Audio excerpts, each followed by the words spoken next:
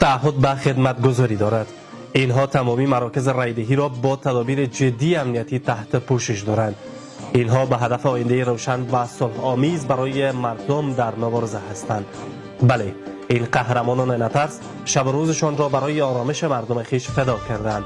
مردم به اعتماد نیروهای قهرمان خود از حق رأی خود استفاده می کنند و با اطمینان کامل به پای صندوق های رأی رفته آینده خود را رقم خواهند زد. 100% در انتخابات شرکت میکنیم. با پلیس ملی خودم 100% اطمینان داریم. تشکر از پلیس ملی افغانستان که برای مردم صلح و امنیت تهیه میکنن و ما به امید خدا رأی خود به همو حقی که رئیس جمهوری حقش است دمو میدیم.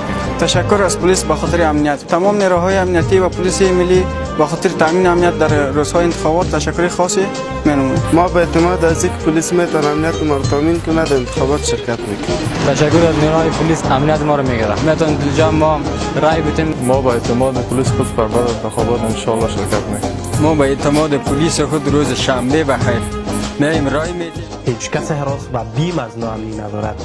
مردم باور دارند که سپاهیان رزمنده و شجاع با حفظ بی‌طرفی خود به هیچ کس اجازه نمیدهند تا امنیت این پروسه ملی را برهم بزند.